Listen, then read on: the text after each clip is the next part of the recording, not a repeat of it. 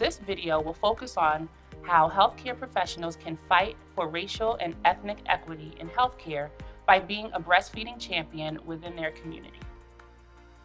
Philadelphia is a culturally rich urban community built on multi-generational family ties and diversity. Unfortunately, we also find racial and ethnic health disparities endemic to communities across the United States. Centuries of racism have fostered distrust in the medical system, in part leading to poorer health outcomes within the Black community at large. This is especially true for maternal and child health outcomes in West Philly. Let's review the statistics and then let's work to change them together. Philadelphia has the highest infant mortality rate in the United States. Almost 3/4 of West Philadelphia's residents self-identify as non-Hispanic Black. A Black infant carries the highest risk of death in Philadelphia, 3 times more likely to die compared to a white infant by their first birthday. In fact, Black children account for 70% of all childhood deaths in Philadelphia, with prematurity and perinatal conditions being the lead cause of death. These statistics reflect racial and ethnic disparities within the U.S. healthcare system.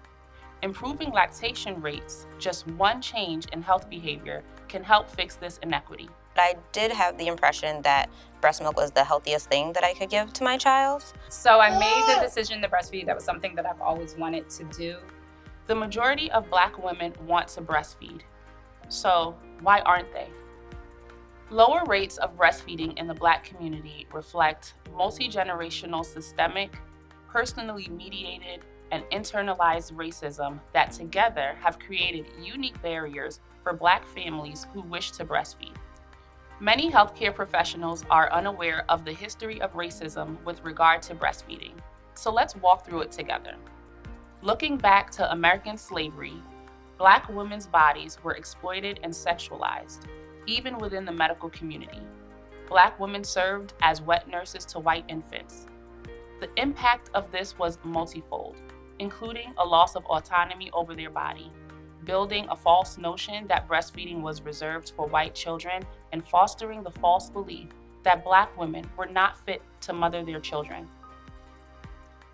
These implicit and explicit beliefs permeated into modern medicine, practices, and policies. In the mid-1940s, formula companies began targeting ads to low-income mothers, successfully increasing formula use within the Black community in particular.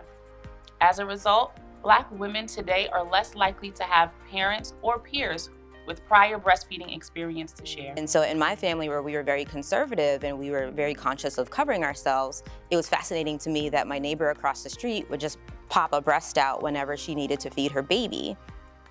Also, with more Black mothers opting for formula, healthcare professionals falsely perceived Black mothers as having less interest in breastfeeding. It made me feel a little upset that they assumed that I would want to feed my child a particular way. And then it made me even more upset when I realized that there's this tremendous impact with regard to your supply for not starting in a timely fashion. I felt a little judged and a little angry just because it made me have to work harder in order to continue providing breast milk for my child. This bias still exists today. Black families continue to be underrepresented in public breastfeeding campaigns, ads, and movies. There also continues to be underrepresentation of minority medical professionals, in particular Black doctors. This results in a lack of racially concordant care or Black patients receiving care from Black doctors. Racially concordant care is especially important when counseling and treating health decisions that are influenced by cultural beliefs and practices, such as breastfeeding. Lastly, a large part of the healthcare workforce is not adequately trained to provide hands-on lactation support and trauma-informed care, both skills that are particularly important when caring for communities with higher rates of physical, emotional, and sexual trauma. Philadelphia's medical community must educate themselves on lactation support while understanding the diversity of their patients' needs. If you want to start today, here are a few things to consider. Start and revisit conversations around infant nutrition options with your pregnant families. So with my first daughter, nobody asked me how I wanted to feed my child. Explore desires to breastfeed, understand the rationale behind their choice, and ensure that they have access to evidence-based, culturally sensitive information to make an informed decision. I had a doula. Me and my husband did birthing classes, so she was able to provide us with some information. So was our doula.